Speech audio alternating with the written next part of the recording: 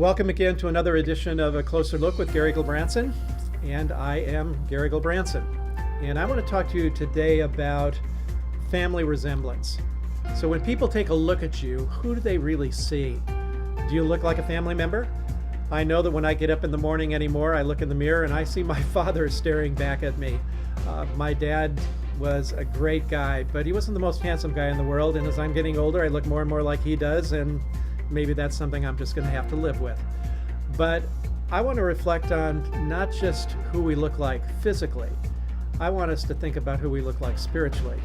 If you're a follower of Jesus, if you've been born into God's family, do you demonstrate God's presence in your life? Do you show on a daily basis by your attitude and your actions that you belong to His family? They see Jesus in you. They see a reflection of God the Father. I do know that the primary characteristic of God the Father, shared by those of us made in His image, is His holiness. What got damaged when sin entered the world was holiness. What Adam and Eve missed from their relationship to God was holiness. What God wants to restore in us is holiness.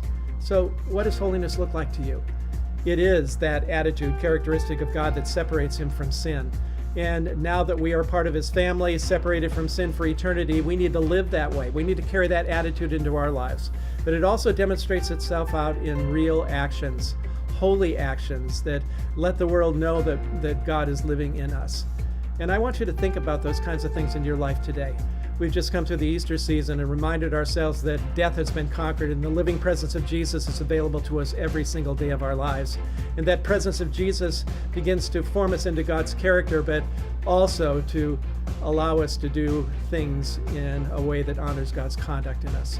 And so reflect on those things, if you will. We'll be talking about a lot of those things over the next several weeks at Westminster Chapel. We would love to have you come and be a part of that discussion with us. And you can come here at Westminster. We meet every week on Sunday mornings at 9 and 10:45, or you can connect with us online at westminster.org, or you can actually give us a phone call at 425-747-1461, and somebody will answer the phone, and they might even put you back to me, and I'd be happy to talk to you about some of these things as well.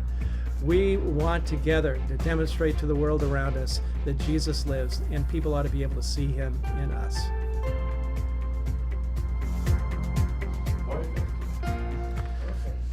Okay, boys,